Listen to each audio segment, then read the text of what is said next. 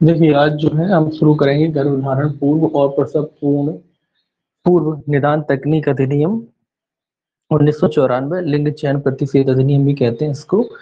इसके दो तीन फैक्ट हैं, पहले तो वो याद रखेंगे कि इसका अधिनियम संख्यांक जो है, अधिनियम संख्यांक पहला पहला पॉइंट इसका है अधिनियम संख्यांक। इस एक्ट का जो है अधिनियम संख्यांक कितना है, ठीक है। इस अधिनियम का जो है अधिनियम संख्यांक है 57 1994 का, 57 57 कब का है, 1994 का, ये आपको याद रखना है। दूसरा पॉइंट इसका जो है अधिनियम संख्या पूछे जाते हैं, ये याद रखना है कितना है, 57। और इसकी स्वीकृति दिनांक है, ये अधिनियम जो है स्वीकृत कब हुआ या राष्ट्रपति की स्वीकृति कब मिली, स्वीकृति सीधा स्वीकृति लिखेंगे। स्वीकृति दिनांक जो है इसकी 20 सितंबर 1994, 20 सितंबर 1994 को इसको राष्ट्रपति की जो है स्वीकृति प्राप्त हुई इस अधिनियम को। इसके बाद जो है इसके प्रवर्तन की तिथि देखेंगे, प्रवर्त कब हुआ ये अधिनियम, प्रवर्त इसके प्रवर्तन की तिथि है 1 जनवरी 1996, या लागू हुआ 1 जनवरी एक 1 जनवरी 1996 को लागू हुआ जी। स्वीकृति 1994 में मिल गई थी और जो लागू कब हुआ, 1996 में, ये भी याद रखना है, ठीक है। विस्तार तो आप लिखना चाहे तो लिख सकते हैं, विस्तार संपूर्ण भारत पर ही है। इसका विस्तार कहाँ है, इस अधिनियम का जो विस्तार है संपूर्ण भारत पर,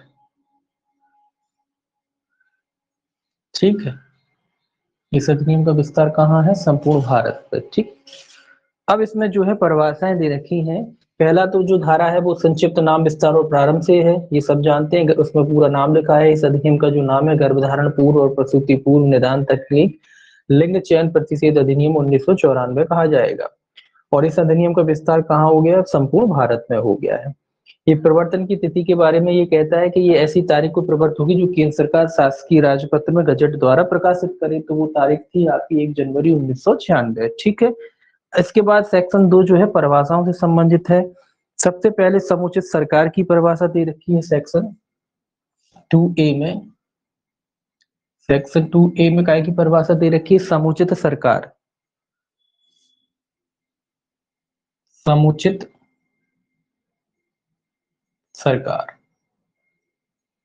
समुचित सरकार का क्या अर्थ है भाई, समुचित सरकार तो आप लोग जानते ही हैं भाई कि समुचित सरकार में केंद्र और राज्य दोनों आते हैं। सॉरी, समुचित सरकार नहीं दे रखा है इसमें, समुचित प्राधिकारी की दे रखी है, सॉरी, समुचित प्राधिकारी की परिभाषा है, समुचित प्राधिकारी,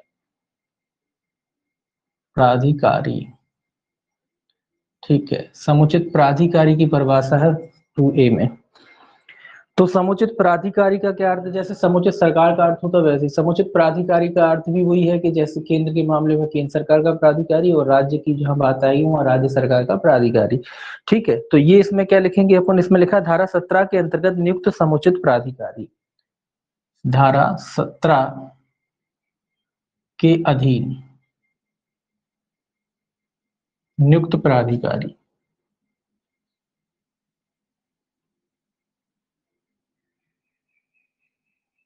यानी का धारा 17 के अधीन जिस प्राधिकारी की नियुक्ति होती है वो इस अधिनियम के तहत क्या कहलाता है, समुचित प्राधिकारी कहलाता है, ठीक है, समुचित प्राधिकारी।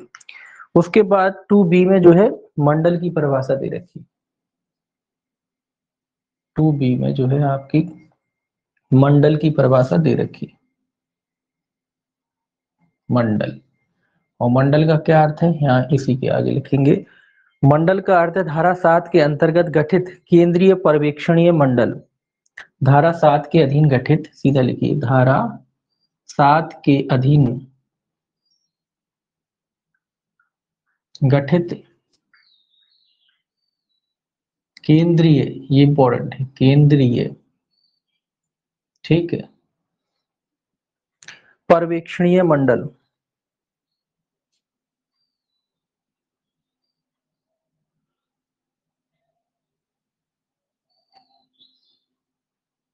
ठीक है, धारा 7 के अधीन गठित केंद्रीय पर्यवेक्षणीय मंडल जो निगरानी रखता है, पर्यवेक्षणीय मंडल। एक मिनट, 2B। भैया बोर्ड को ही इंग्लिश इंग्लिश में आप उसको बोर्ड कह लो, हिंदी में उसको मंडल कहते हैं, है ना। तो इंग्लिश हिंदी आप दोनों देख लो। मंडल मतलब बोर्ड, इंग्लिश में बोर्ड कहते हैं, हिंदी में मंडल कहते हैं। ठीक है, 2B में मंडल ही है, वो मंडल को आप बोर्ड कह लो इंग्लिश में, और हिंदी में मंडल कह लो। ठीक, एक ही बात है, बोर्ड मंडल एक ही चीज होता है। इंग्लिश में बोर्ड कहते हैं, हिंदी में मंडल कहते हैं। ठीक है, कोई अंतर नहीं है बोर्ड और मंडल में। ठीक, तो बोर्ड मंडल एक ही चीज होता है। ओके, उसको आप बोर्ड भी लिख सकते हो, ठीक है, मंडल भी लिख सकते हो, जो ऐसा लिखना चाहो। अगर आपको लगता है कि दिक्कत है तो बोर्ड लिख लो, ऐसे हिंदी में बोर्ड लिख लो, एक ही बात है। ठीक है, अब देखिए सर, उसके बाद 2BA और है, 2 के बाद BA। 2BA में जो परिभाषा दे रखी है वो दे रखी है आपकी गर्भ उत्पाद। ये इंपॉर्टेंट परिभाषा है। एक मिनट, 2BA में परिभाषा दे रखी गर्भ उत्पाद।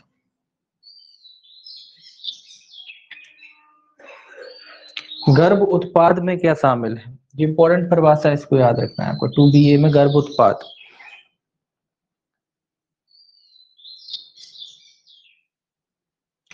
अब देखिए ये क्या कहता है, गर्भधान के पश्चात, सॉरी, गर्भधान से जन्म होने तक, गर्भाधान से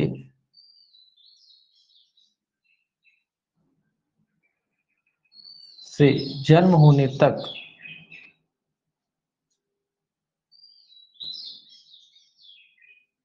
ठीक है, गर्भाधान से जन्म होने तक विकास के किसी भी प्रक्रम का कोई उत्पाद, विकास के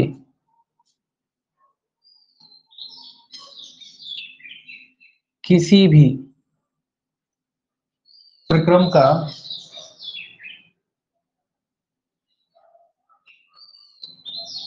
कोई भी उत्पाद,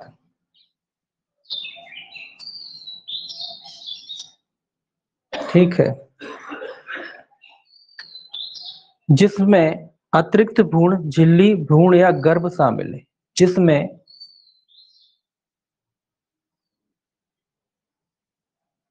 ठीक है क्या क्या शामिल है, अतिरिक्त भ्रूण,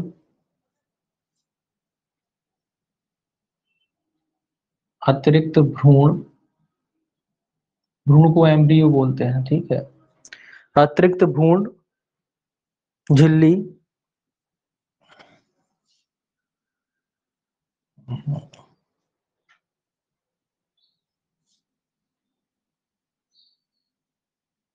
ठीक है, अतिरिक्त भ्रूण झिल्ली आती है इसमें, भ्रूण या गर्भ शामिल है, या गर्भ शामिल है। ठीक है, तो गर्भ उत्पाद, गर्भ उत्पाद सीधा सीधा है, समझ में भी आ रहा है। गर्भ उत्पाद मतलब प्रोडक्ट, एक तरीके से ये प्रोडक्ट मशीन वाला नहीं, मनुष्यों की बात कर रहा है। गर्भ उत्पाद मतलब एक प्रोडक्ट हो गया, गर्भ का उत्पाद, गर्भाधान से जन्म तक, जन्म होने तक, है ना।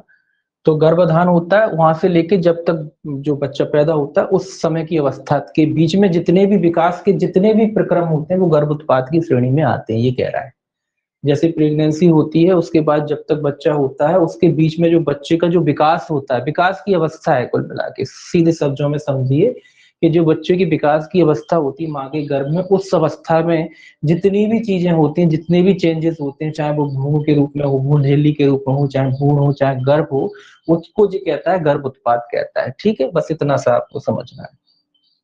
अब उसके बाद 2B और C की परिभाषा, B और C भी है इसमें। BC में जो है गर्भ, ये भी इंपॉर्टेंट परिभाषा है, याद रखना गर्भ की परिभाषा कहाँ दे रखी है। ठीक है, गर्भ की परिभाषा BC में दे रखी है।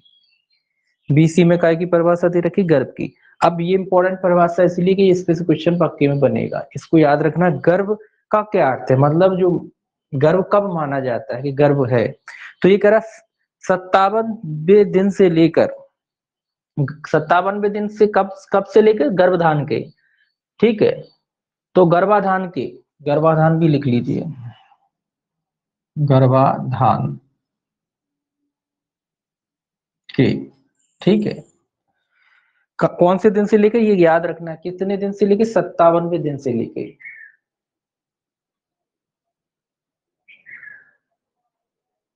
ठीक है ठीक है। बी ए, अच्छा अच्छा अच्छा अच्छा, ठीक है ठीक, 2B C, एक मिनट, क्या लिखा था आपने,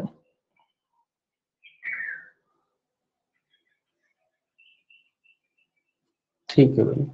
देखिए गर्भाधान कौन क्या लिख रहे थे अपन, BC, BC में ये कह रहा है 57वें दिन से लेकर जन्म होने तक विकास की अवधि के दौरान कोई मानव जीव, 57वें दिन से लेकर,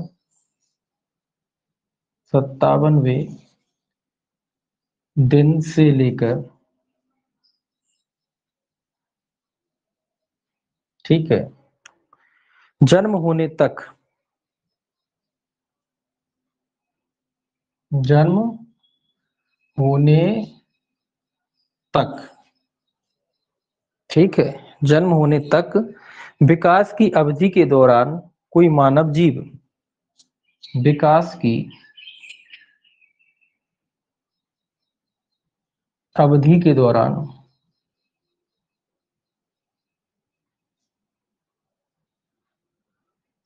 ठीक है, विकास की अवधि के दौरान कोई मानव जीव,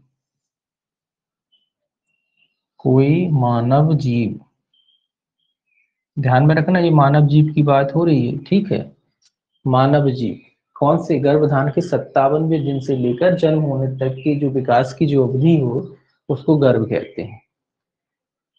57वें दिन को मतलब क्या है, सीधा सीधा इसमें ये भी याद रखें कि कब से माना जाता है, 57वें दिन से, जब गर्भधान हुआ उसके 57वें दिन से लेके जन्म होने तक।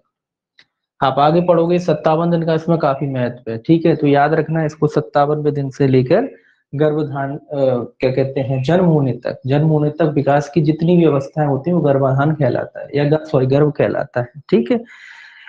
57वें दिन से इसलिए मोस्टली माना जाता है कि बच्चे में क्या आ जाती, धड़कन आ जाती, जीव मतलब जिंदा हो एक तरीके से, जो बच्चा बनता है तो उसमें 57वें दिन मान लिया जाता है कि भाई उसमें धड़कन आ जाती, तो इसीलिए तो यहाँ से काउंटिंग करते हैं लोग, 57वें दिन से लेके जन्म होने तक की अवस्था, ठीक है।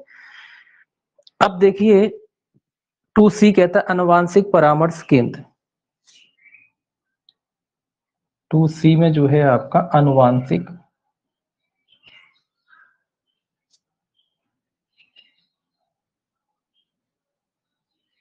अनुवांशिक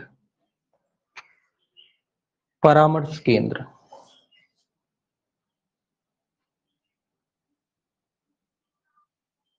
जेनेटिक जो परामर्श केंद्र होते हैं उनके बारे में, ठीक है, कि अनुवांशिक परामर्श केंद्र, या इसको इंग्लिश में बोलेंगे जेनेटिक काउंसलिंग सेंटर, ठीक है, जेनेटिक काउंसलिंग सेंटर बोलते हैं इसको।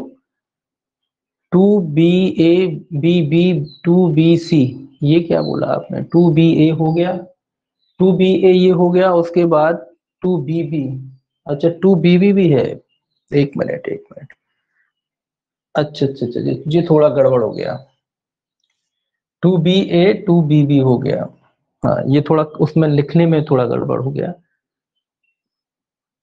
BA है जो आपका गर्भ उत्पाद है, 2BB है जो आपका, बीबी रह गया गर्भ उत्पाद, सॉरी सॉरी सॉरी, ये गड़बड़ हो गया, ये तो आपका BC ही है, BC एक रह गया आपका, चलिए इसके बाद लिख लेंगे उसको, जो रह गया उसके बाद लिख लेंगे, ठीक है ठीक है, ओके ओके, इसके बाद कर लेंगे उसको, मैं समझ गया, वो थोड़ा मैं भूल गया इसके बीच में, तो पहले ये लिख लेते हैं फिर उसके बाद लिख लेते हैं, ठीक है, या इसको मिटा ही देते हैं, चलिए अनुवांशिक परामर्श केंद्र अपने अभी लिखा ही नहीं है, इसको मिटा देते हैं। अब क्या रह गया अपना, एक रह गया है 2B, 2BB रह गया, 2BB रह गया, BB, ये भ्रूण की परिभाषा, ये भी इंपॉर्टेंट परिभाषा है। भ्रूण 2BB में है, वो ऊपर नीचे हो गया है, ठीक है, ये यहाँ आएगा और ये वाला जो है यहाँ आएगा, ठीक। BB में जो है आपकी भ्रूण की परिभाषा दे रखी कि भ्रूण क्या होता है। इसमें लिखा है भ्रूण का अर्थ है गर्भाधान के पश्चात,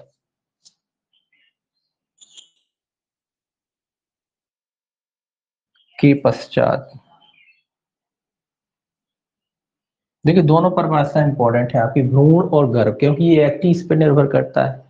तो दोनों परिभाषाएं याद रखना है कहाँ दी गई और इनका क्या मतलब होता है, भ्रूण का, गर्भ उत्पाद का, क्योंकि एक्ट पूरा इसी पे है, तो इन पे से पक्के में आना है, आपको याद रखना है। भ्रूण, गर्भ और गर्भ उत्पाद, ये तीनों चीजें हैं जो इंपॉर्टेंट है। तो भ्रूण के बारे में लिखा है गर्भाधान के पश्चात 8 सप्ताह, 8 सप्ताह, कोष्टक में लिख लीजिए 56 दिन, 56 ही है, 56 दिन, 56, 56 दिन, दोनों तरीके से लिखा है, 8 सप्ताह या 56 दिन, ठीक है, के अंत तक, के अंत तक, ठीक है, विकासोन्मुख मानव जीव अभिप्रेत है,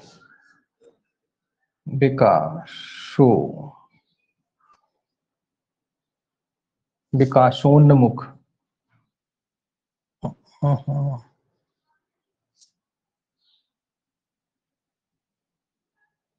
मानव जीव अभिप्रेत है।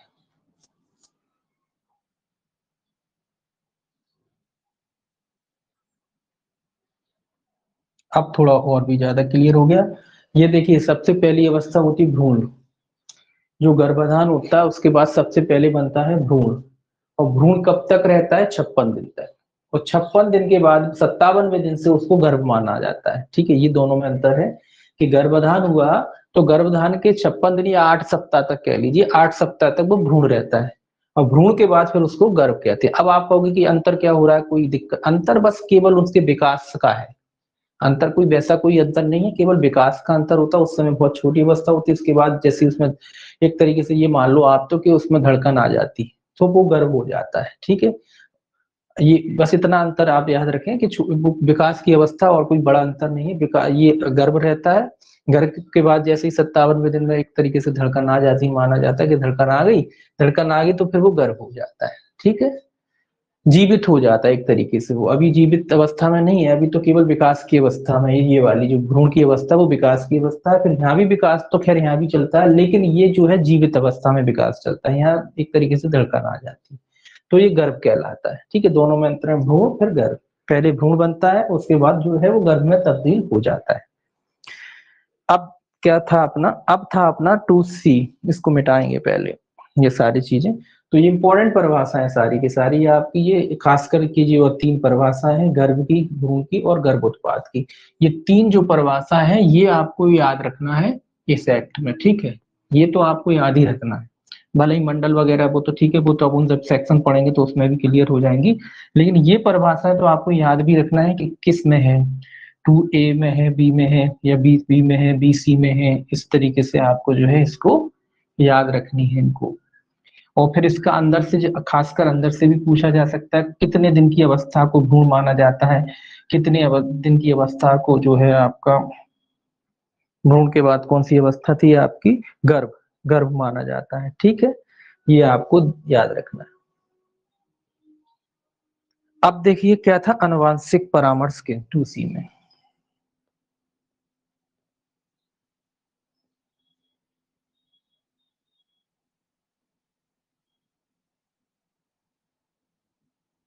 परामर्श केंद्र,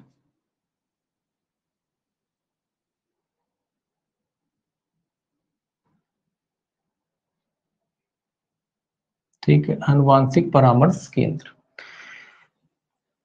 जेनेटिक काउंसलिंग सेंटर, ठीक है। तो इसमें लिखा है संस्थान, जेनेटिक परामर्श केंद्र में जो है संस्थान आते हैं, कोई भी संस्थान आ सकते हैं, संस्थान,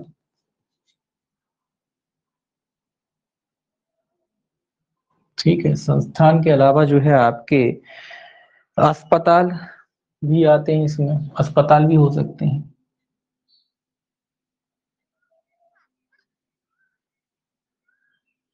अस्पताल आ सकते हैं, परिचर्या गृह,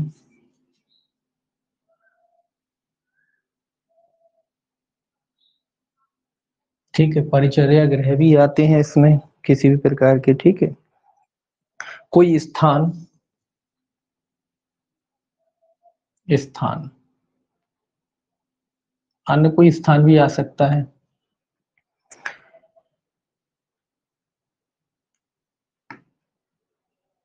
जो रोगियों को आनुवांशिक परामर्श प्रदान करता है, जो रोगियों को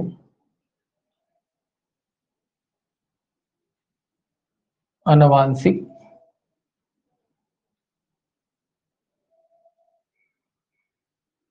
परामर्श प्रदान करता है,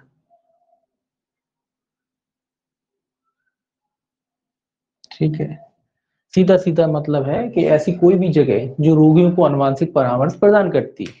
अब ऊपर अपन ने इसलिए लिख लिया कि याद रहे कि वही आनुवांशिक परामर्श केंद्र कौन कौन प्रदान कर सकता है। कोई भी संस्था कर सकती है, अस्पताल कर सकता है, परिचर्या गृह कर सकता है, या कोई अन्य स्थान कर सकता है। तो इम्पोर्टेंट बस इतना है कि जो रोगियों को आनुवांशिक परामर्श प्रदान करता है, ऐसी कोई भी संस्था हो सकती है, ऐसा कोई भी अस्पताल हो सकता है, ऐसा कोई परिचर्या गृह हो सकता है, या अन्य कोई स्थान भी हो सकता है जो आनुवांशिक परामर्श प्रदान करता है। बस इतना याद रखना है, जो आनुवांशिक परामर्श प्रदान करता है, चाहे वो अस्पताल के रूप में हो, चाहे वो किसी संस्था के रूप में हो, चाहे कोई वो परिचर्या गृह के रूप में हो, चाहे वो कोई अन्य स्थान के रूप में हो, तो ऐसा स्थान जो है आनुवांशिक परामर्श केंद्र कहलाता है। इसके बाद 2D में आनुवांशिक क्लिनिक, ठीक है, 2C के बाद 2D, अब क्लिनिक आ जाएगा। अभी परामर्श केंद्र था, अब है क्लिनिक, आनुवांशिक क्लिनिक। दोनों में अंतर देखिएगा, आनुवांशिक, क्योंकि दोनों में कंफ्यूजन हो जाती है, एक से है आनुवांशिक क्लिनिक,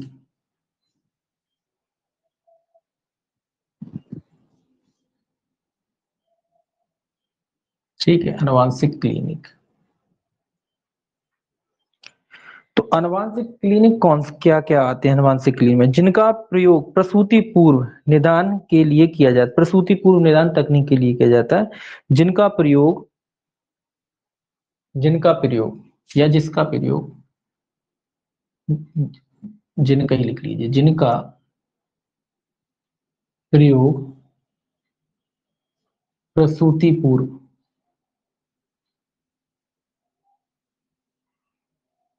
पूर्व निदान तकनीक के लिए किया जाता है।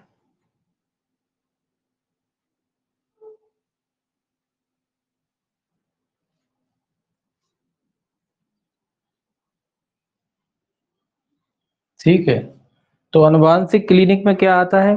आनुवांशिक क्लिनिक में जो है जिनका प्रयोग, आनुवांशिक क्लिनिक में लिखा है ऐसी कोई भी संस्था, अस्पताल, ये सब इसमें आएगा, ये भी सब आएगा। कोई भी अस्पताल, संस्था वगैरह हो सकती है जिनका प्रयोग प्रसूति पूर्व निदान तकनीक के लिए किया जाए, क्लिनिक में निदान तकनीक के लिए किया जाता है।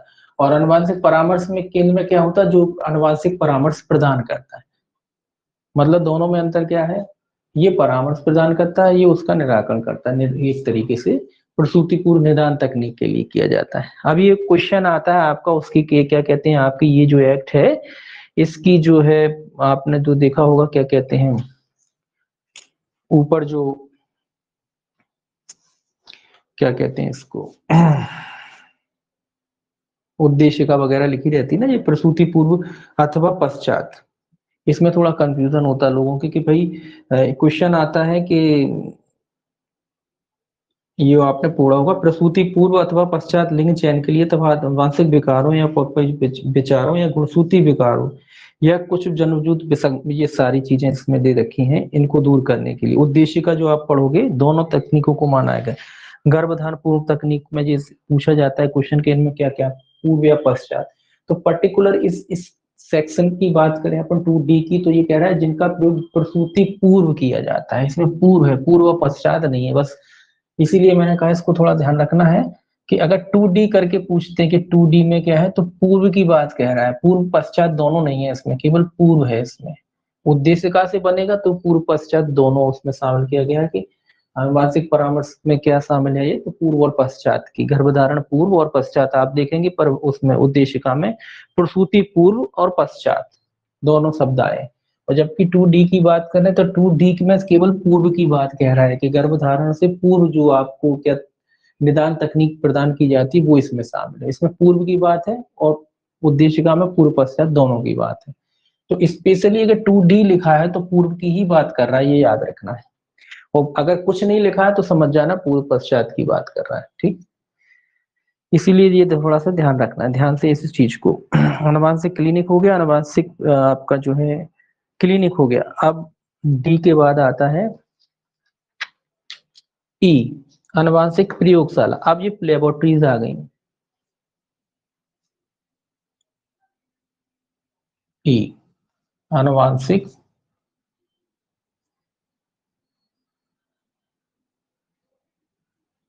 प्रयोगशाला, ये लेबोरेटरी आ गई, ठीक है। आनुवंशिक जो है परामर्श केंद्र हो गया, क्लिनिक हो गया और प्रयोगशाला, तीन चीजें हैं, परामर्श केंद्र, क्लिनिक और प्रयोगशाला, ठीक है। तो परामर्श केंद्र में क्या होता है, परामर्श दिया जाता है, क्लिनिक में उसका निराकरण होता है और प्रयोगशाला में उसकी जांच होती है, ठीक। तीनों इस क्रम से ही है, ठीक। अब प्रयोगशाला क्या कह रहा है, देखिए प्रयोगशाला, प्रयोगशाला कह रहा है एक प्रयोगशाला जिससे प्राप्त नमूने की प्रसूति पूर्व निदान के लिए विश्लेषण या परीक्षण किया जाता है।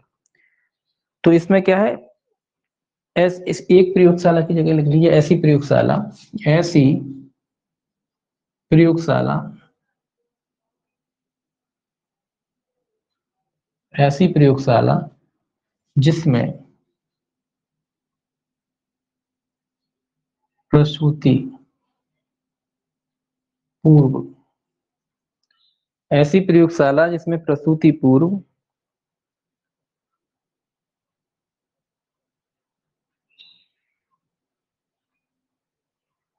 एक मिनट, थोड़ा सा सेंटेंस गलत हो गया, ऐसी प्रयोगशाला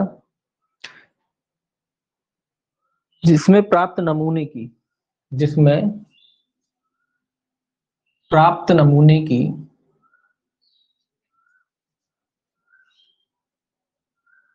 नमूने की, क्योंकि नमूना तो लेना जरूरी है, जब भी आप प्रयोगशाला जाते हो तो एक सैंपल लिया जाता है, नमूना उसी की बात कर रहा है, सैंपलिंग की बात कर रहा है। नमूने की प्रसूति पूर्व निदान के लिए, नमूने की प्रसूति पूर्व निदान के लिए,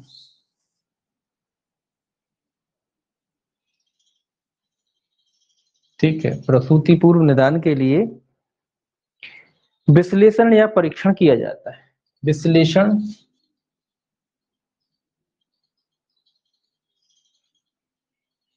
या परीक्षण किया जाता है।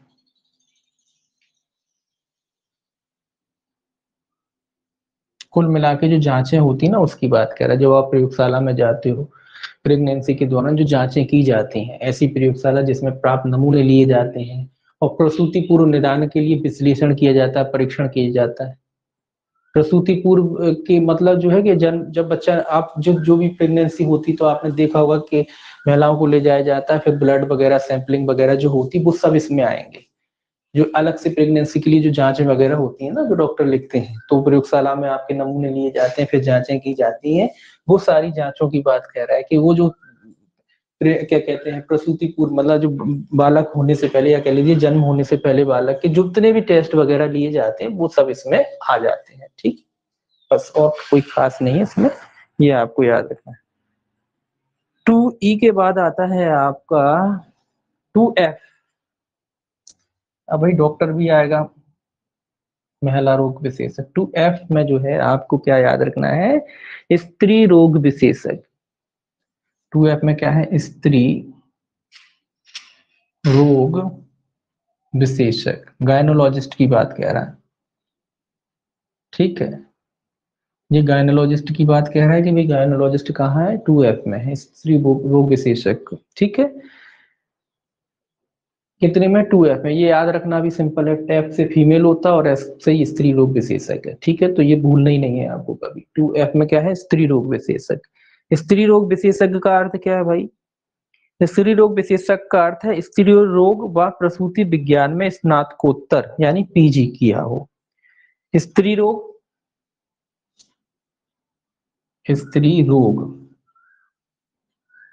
या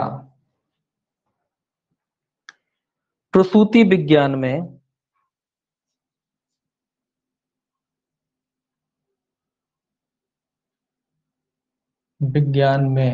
क्या किया हो, स्नातकोत्तर।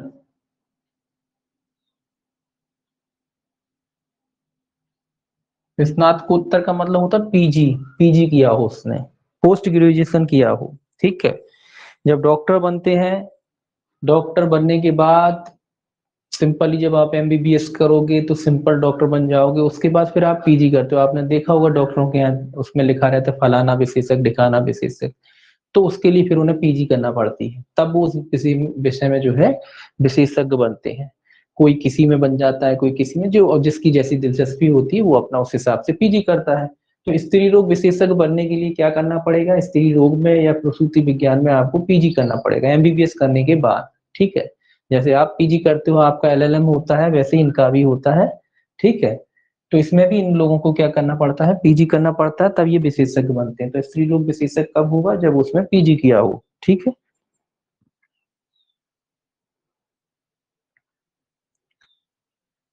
स्त्री रोग विशेषज्ञ हो गया। इसके बाद आता है F के बाद, F के बाद I आता है जो है, नहीं सॉरी सॉरी कहाँ गया, G आता है। F के बाद G है।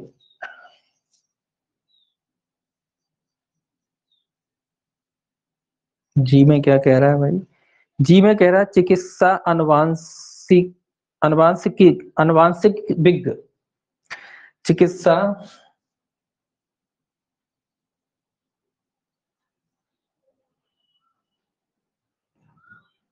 वांशिक, अनुवांशिक, अनुवांशिकी विज्ञ है, अनुवांशिकी विज्ञ।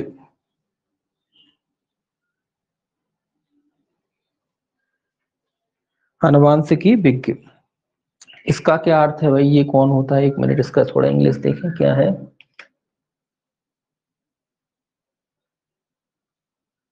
इसका है मेडिकल जेनेटिक्स, जेनेटिक्स में जो कुल मिला के मेडिकल किया होगा वो है अनुवांशिक विज्ञ, चिकित्सा अनुवांशिक विज्ञ जेनेटिक्स में।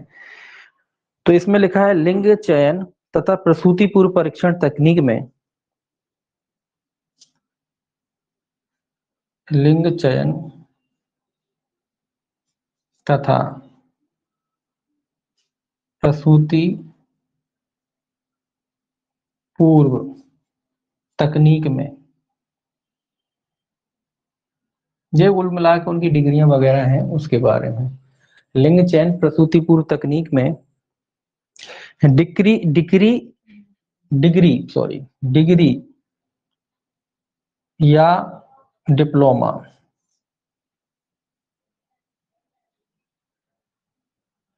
डिग्री या डिप्लोमा किया हो, धारण करता हो,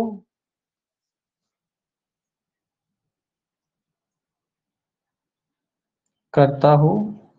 ठीक है, एवं कम से कम 2 वर्ष का अनुभव धारक हो, एवं कम से कम, कम से कम दोनों बार 2 वर्ष का अनुभव धारक हो।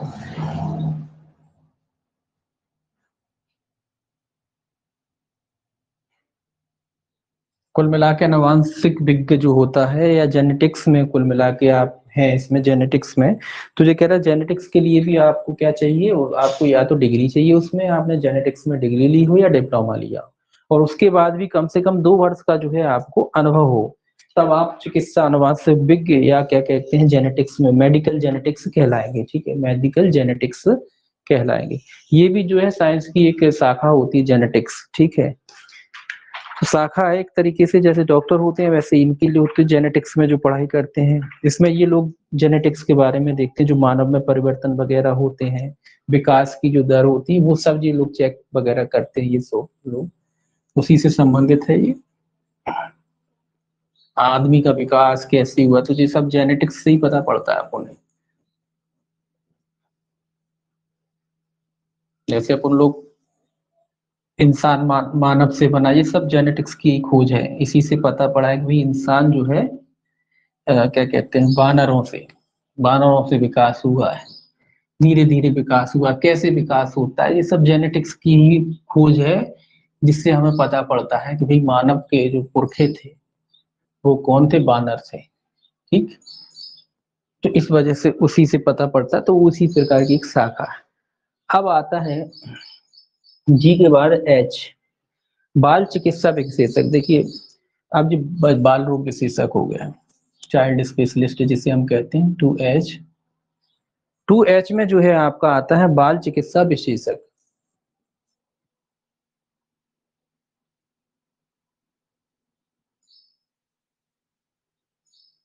विशेषज्ञ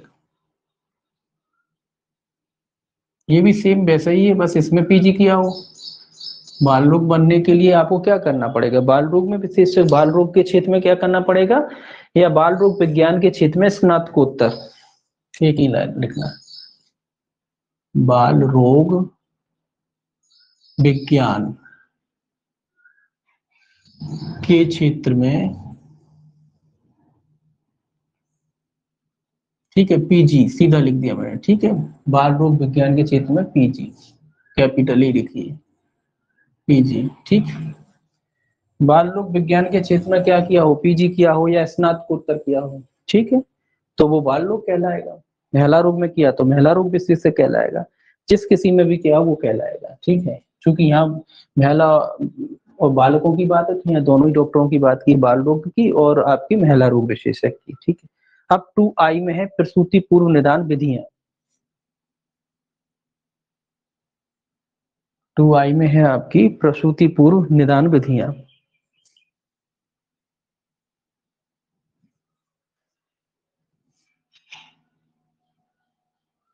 पूर्व निदान विधियां। ठीक है, प्रसूति पूर्व निदान विधियां, निदान का अर्थ होता है निराकरण करना। ठीक है, ये सब हिंदी का है। तो प्रसूति पूर्व निदान विधियां क्या है, इसमें सभी स्त्री संबंधी या प्रसूति या चिकित्सकीय विधियां इसमें शामिल होती हैं। ठीक है, प्रसूति पूर्व निदान विधियों में जो है आई पढ़ रहे हैं अपन जी, आई पढ़ रहे हैं। तो प्रसूति पूर्व निदान विधियों में क्या लिखेंगे, सभी स्त्री संबंधी,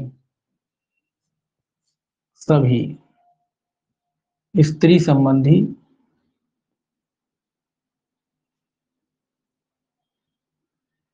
ठीक है, सभी स्त्री संबंधी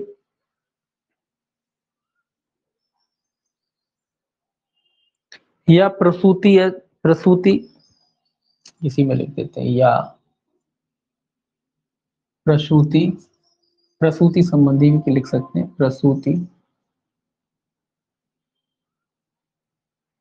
संबंधी, संबंधी भी लिखने की जरूरत नहीं। ठीक है, प्रसूति कोष्टक लगा, वो लगा लीजिए इन्वर्टेड कॉमा, प्रसूति या चिकित्सकीय विधियां, या चिकित्सकीय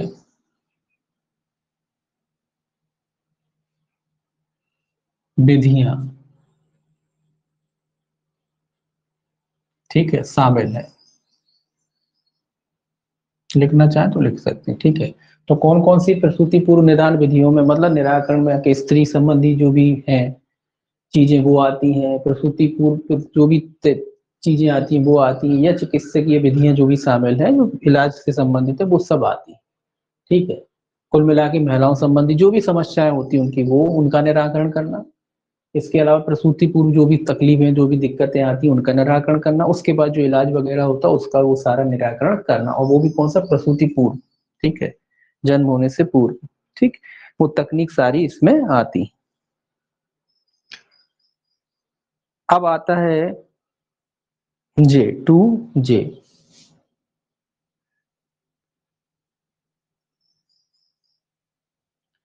टू जे में आता है आपका,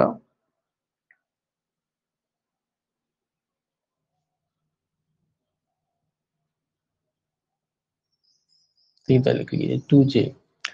टू जे में आता है आपका प्रसूति पूर्व निदान तकनीक। वो विधियां थी, ये तकनीक है। प्रसूति पूर्व निदान, ये विधि थी अभी टू आई में, और जे में क्या है, तकनीक, तकनीकी लिखा है, तकनीक, तकनीकी लिखा है, कोई दिक्कत नहीं, तकनीक तकनीकी एक ही बात है। तकनीकी प्रसूति पूर्व परीक्षण प्रक्रिया। प्रसूति पूर्व निदान तकनीक में केवल एक लाइन लिखना है, प्रसूति पूर्व परीक्षण प्रक्रिया। प्रसूति पूर्व परीक्षण प्रक्रिया,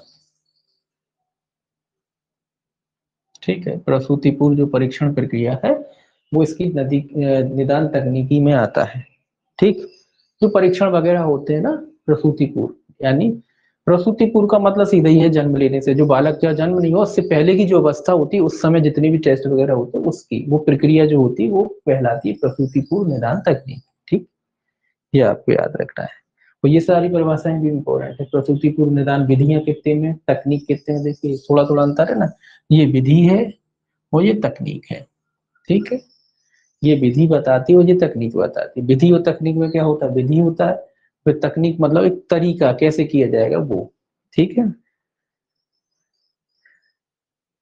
उदाहरण के लिए कैसा, अपना लॉ का ही उदाहरण ले लीजिए, आपकी आईपीसी बता देती फलाना दंड है, ये सजा होगी, वो सजा होगी। सीआरपीसी क्या बताती है, भाई कैसे हो, सजा तो होगी, वो सजा आपने बता दी कि जी होगा, अपराध करोगे तो जी बनेगा, लेकिन बनेगा तो निराकरण करेंगे, उसको प्रोसीजर क्या होगा, कैसे करोगे, तो वो सीआरपीसी बताती। तो ऐसे ही इनमें अंतर है कि साहब यहाँ विधियां बता दी तो विधियां का निराकरण कैसे होगा, ये तकनीक यहाँ आ जाती है, ठीक। ऐसे ही है इसमें भी। जे के बाद आता है के, प्रसूति पूर्व निदान परीक्षण। ये सारे इंपॉर्टेंट हैं, ये याद रखने हैं आपको। टू के में आता है थोड़ा सा, जो थोड़ा सा साइंस की भाषा है, इसीलिए थोड़ा सा जो लोग साइंस नहीं पढ़ेंगे थोड़ा सा अजीब लगेगा, लेकिन जो साइंस वाले होंगे उनको ठीक लगेगा, ठीक। जिनने बायोलॉजी पढ़ी होगी उनको ठीक लगेगा, और जिन्होंने नहीं पढ़ी होगी उनको थोड़ा अजीब लगेगा ये एक्ट। जिनने बायोलॉजी पढ़ी होगी उनको सरल लगेगा, और जिनने बायोलॉजी नहीं पढ़ी होगी उनको थोड़ा सा टिपिकल लगेगा वर्ड की वजह से, ठीक है। तो वो तो है जो है, तो आपको बार बार पढ़ना पड़ेगा, ठीक है। प्रसूति पूर्व निदान तकनीक के बाद आता है परीक्षण। प्रसूति पूर्व निदान परीक्षण, ठीक है, ये परीक्षण की बात कह रहा है, प्रसूति पूर्व निदान परीक्षण। इसमें लिखना है आनुवांशिक या उपापचयी, आनुवांशिक, आनुवांशिक बोलते हैं वैसे,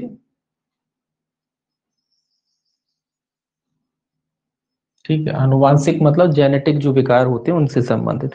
आनुवांशिक या तो जेनेटिक हो जाते हैं कभी कभी विकार, या कुछ नॉर्मली वैसे भी हो जाते हैं। तो उपापचयी,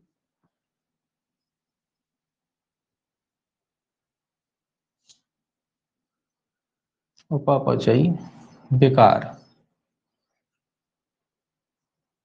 विकारों, ठीक है। या गुणसूत्री, गुणसूत्री होना चाहिए, गुणसूत्रों विकार, गुणसूत्री विकारों, या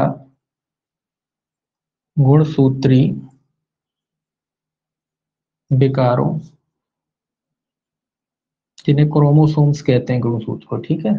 गुणसूत्री विकारों या जन्मजात विषमताओं, या जन्मजात विषमताओं,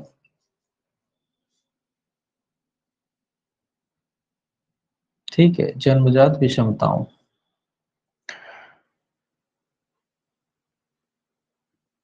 या यौन संबंधी बीमारियों का पता लगाने के लिए या यौन संबंधी बीमारियों का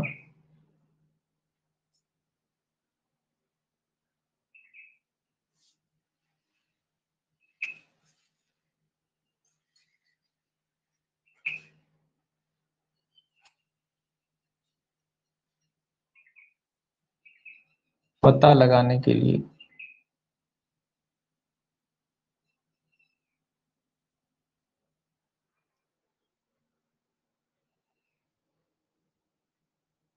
बीमारियों का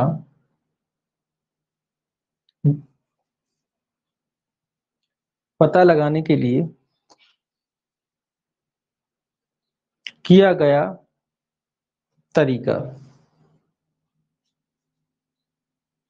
किया गया तरीका कॉन्सेप्ट लिखा है तरीका।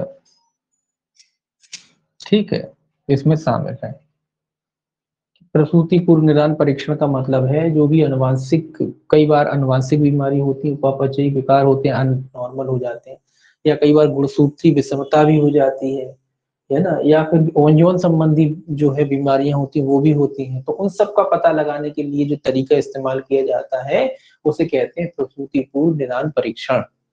प्रसूति पूर्व निदान परीक्षण मतलब भाई समस्या पता पड़ेगी तभी तो उसका हल होगा, तभी तो उसका निराकरण होगा।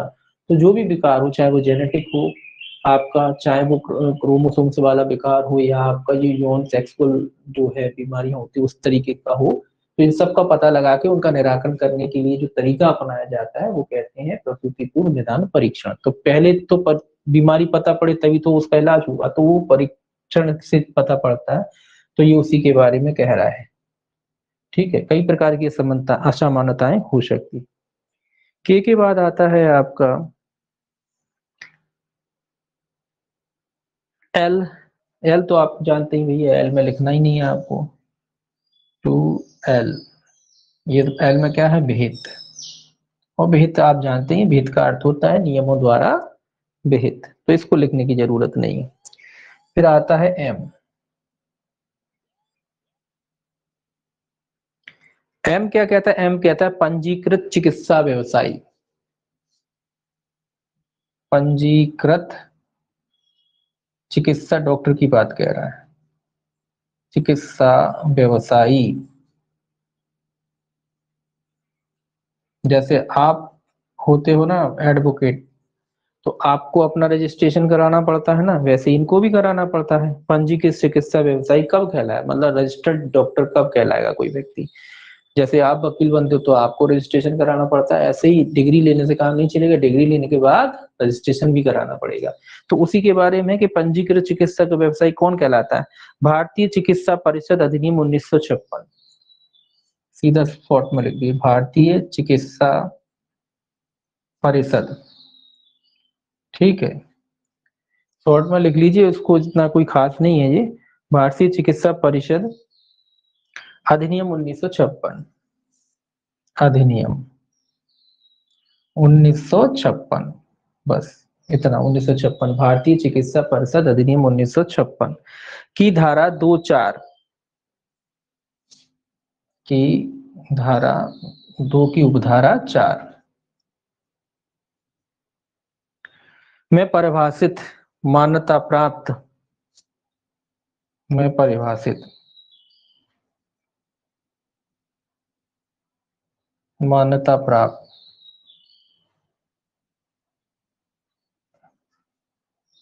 प्राप्त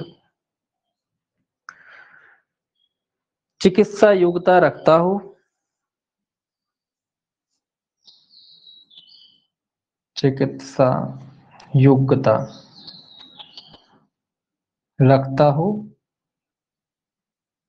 मतलब वही डॉक्टर होगा तभी तो चिकित्सा योग्यता रखना हो, तथा राज्य चिकित्सा परिषद में पंजीबद्ध हो, तथा राज्य चिकित्सा परिषद में पंजीबद्ध हो,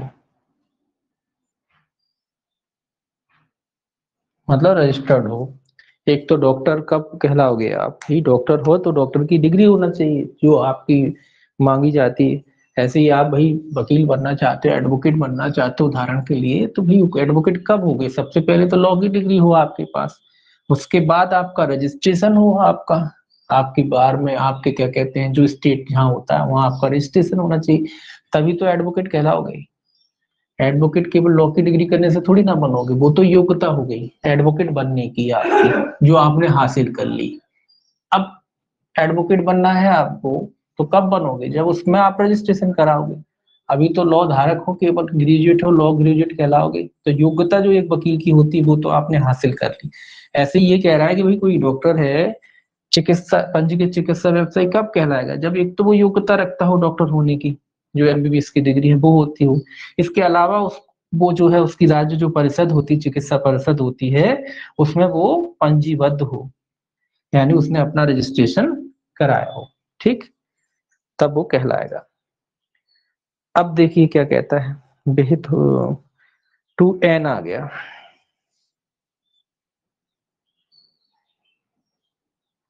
टू एन, टू एन कहता है विनियमन।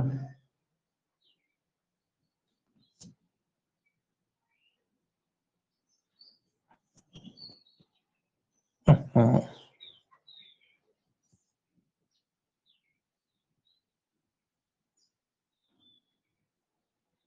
ठीक है विनियमन। एक मिनट एक मिनट, कौन सा पढ़ रहे थे, टू एन,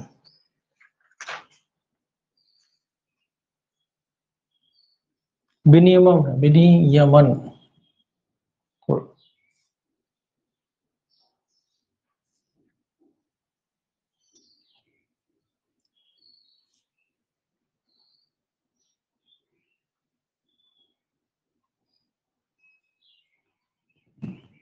ना नहीं, विनियमन भी लिख सकते, वैसे विनियमन विनियमन विनियमन विनियम लिखा है इसमें, विनियमन रेगुलेशन है कुल मिला के।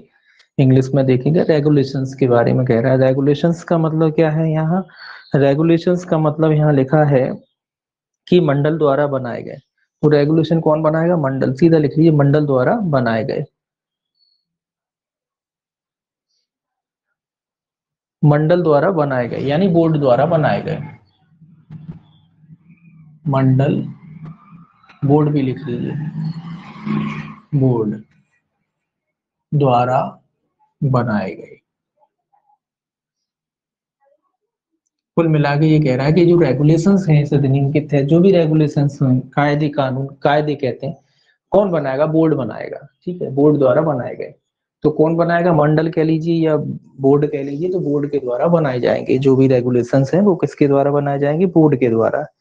अब टू ओ, ये भी इंपॉर्टेंट परिभाषा है टू ओ की, ये काफी इंपॉर्टेंट परिभाषा है, लिंग चयन, लिंग चयन, ठीक है, ये इंपॉर्टेंट परिभाषा है। लिंग चयन का क्या अर्थ है, कोई विधि तकनीक जांच, सभी आ जाते हैं, कोई भी विधि, कोई विधि हो सकती है, कोई विधि, विधि मतलब तरीका, यहाँ लॉ का मतलब नहीं है, कोई विधि मतलब कोई भी तरीका, कोई विधि, तकनीक हो सकती है, तकनीक, ठीक है, कोई भी विधि हो सकती है, कोई भी तकनीक हो सकती है, कोई जांच आदि, जांच आदि, ठीक है, कोई भी विधि, तकनीक या जांच आदि जो गर्भस्थ भ्रूण के, ये क्या, ये जो विधि है, तकनीक है या जांच है, ये क्या कर रही है, जो गर्भस्थ भ्रूण के, जो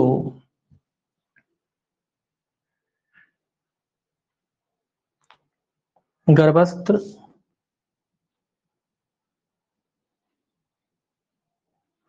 भ्रूण के, ठीक है, किसी विशेष लिंग के होने की संभावना व्यक्त करें, के किसी विशेष लिंग के होने की संभावना व्यक्त करे।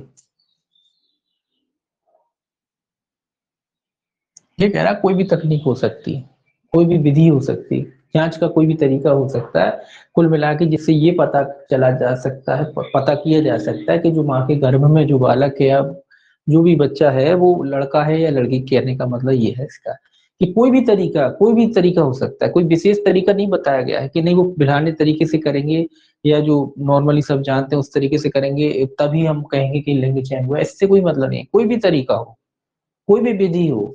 अगर कोई ये दावा करता है या ये बताता है कि साहब हम बता देते हैं कि माँ के घर में जो बेटा है या बेटी है कोई भी बता देता है या लिंग के बारे में बता देता है कि विशेष लिंग का जो बालक है, तो वो सारी तकनीकें जो है लिंग चयन मानी जाएंगी। ठीक है, कोई भी विधि हो सकती, कोई भी तकनीक हो सकती या कोई भी जांच, या कई लोग दावा कर रहे हैं कि हम तो भाई कोई कोई अल्ट्रासाउंड वगैरह नहीं करेंगे, हम तो बोले जांच करके ही बता देंगे या कोई भी तकनीक से बता देंगे, तो वो भी लिंग चयन ही माना जाएगा। यहाँ ऐसा नहीं कि केवल अल्ट्रासाउंड के द्वारा ही होगा तो लिंग चयन होगा, ऐसा कुछ नहीं, कोई भी तकनीक हो सकती, कोई भी तरीका हो सकता है। जो ये दावा करता है या जो बता देता है या बताता है कि जो फलानी लिंग का बच्चा है, तो वो सब लिंग चयन की परिभाषा में आएगा, यानी कि इसकी परिभाषा विस्तृत है। ठीक है, काफी बड़ी है, ऐसा मतलब नहीं है कि कोई पर्टिकुलर तरीके से किया जाएगा तभी माना जाए, किसी भी तरीके से, किसी भी तरीके से, किसी भी तरीके से, किसी भी प्रकार से कोई परीक्षण करके बताता है तो वो लिंग चयन ही माना जाएगा। ठीक है, अब ओ हो गया, अब पी, तो ओ तो इंपॉर्टेंट परिभाषा है। पी, पी भी आपको याद रखना है, ये भी आपको याद है, सोनोलॉजिस्ट या इमेजिंग विशेषज्ञ, सोनोलॉजिस्ट, सोनोग्राफी जो होती है ना उसका स्पेशलिस्ट सोनोलॉजिस्ट।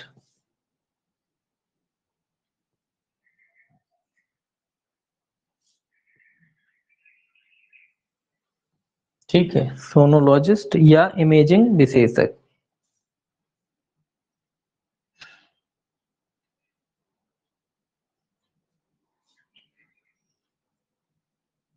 ठीक है, सोनोलॉजिस्ट या इमेजिंग विशेषज्ञ, जो अल्ट्रासाउंड वगैरह करते हैं ना वो वाले डॉक्टर, ये भी डॉक्टर ही होते हैं। ठीक है, अल्ट्रा अल्ट्रासोनोग्राफी,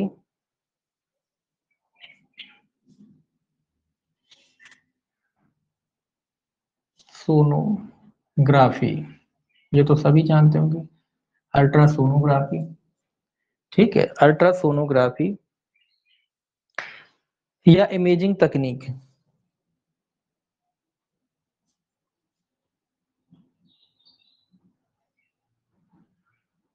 तकनीक, ठीक है, या क्या है, या रेडियोलॉजी में स्नातकोत्तर, या रेडियोलॉजी में,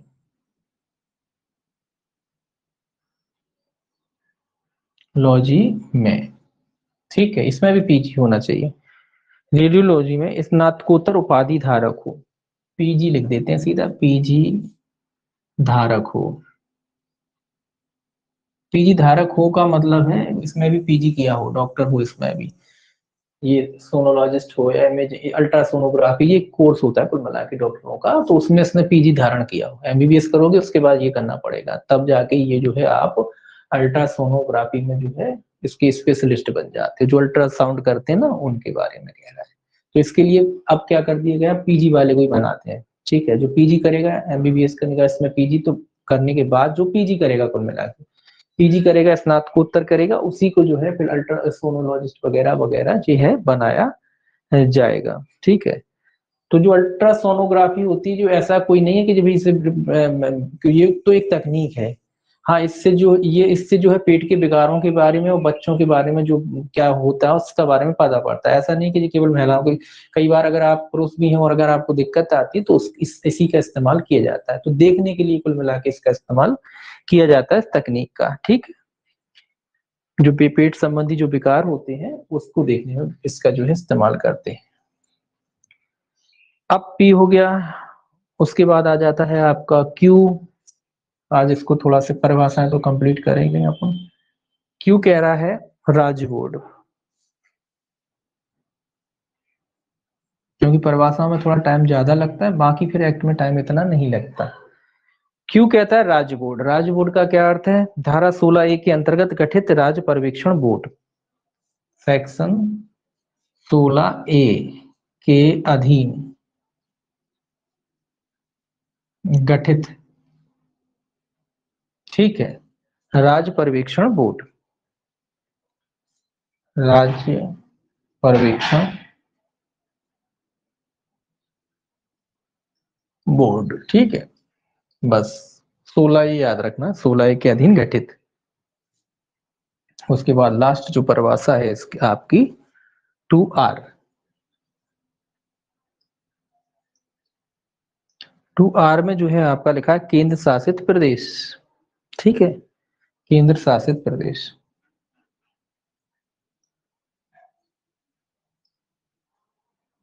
इसमें लिखना चाहे तो लिख सकते, नहीं लिखना चाहे तो नहीं भी लिख सकते, कोई दिक्कत नहीं। केंद्र शासित प्रदेश का अर्थ आप जानते हैं, राज्य, केंद्र शासित प्रदेश राज्य सरकार से अभिप्रेरित संविधान के अनुच्छेद 239 के अधीन नियुक्त प्रशासक। तो केंद्र शासित प्रदेश के मामले में जो राज्य होता है, केंद्र शासित जो राज्य है, उसमें जो है राज्य सरकार से, वहां की जो केंद्र शासित प्रदेश है वहां की राज्य सरकार का क्या अर्थ है?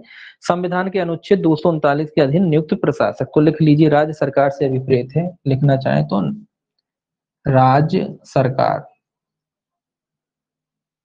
से अभिप्रेत है, ये सभी में चलता है ये तो, ठीक है। अनुच्छेद सीधा लिख लीजिए, अनुच्छेद 239 है कि 339 है? अनुच्छेद 239, 239 के अधीन नियुक्त प्रशासक, 239 के अधीन नियुक्त प्रशासक,